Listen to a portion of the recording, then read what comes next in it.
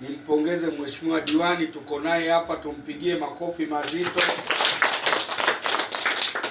Na niseme kwamba tuna bahati mheshimiwa diwani, hii ndio kata katika kata za mwanzo 4, maana kila wiki tutakuwa tunaenda kata 4.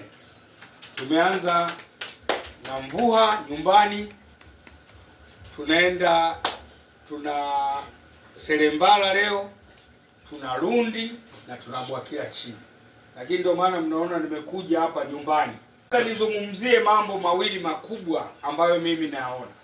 Maono ya mimi kama mkurugenzi ni kuifanya Mvuha kuwa the government city, kuwa mji wa kiserikali.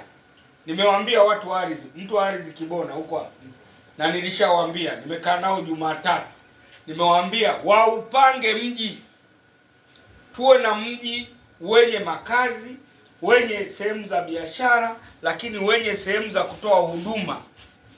Sehemu za biashara tuwe na mahoteli ambayo mtu yeyote akitoka kokote atakuja hapa kama sehemu ya serikali.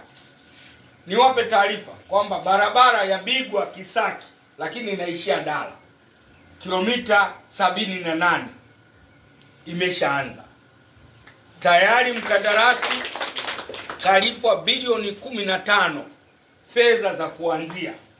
Tayari mnaona pale Msombizi anaweka nini? Kambi. Sio anaweka, ameanza kuweka kambi.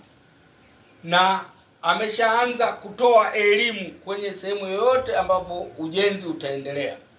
Itajengwa barabara ya lami, lakini tutajenga madaraja mawili. Kuna huu mto Mvuha na ule mto Ruvu, yatajengwa madaraja mazuri. Kwa hiyo barabara tena ya kutumia masaa 3, sasa hivi tunafika 4 kutoka Mvuha mpaka mjini, masaa 4 itafutika.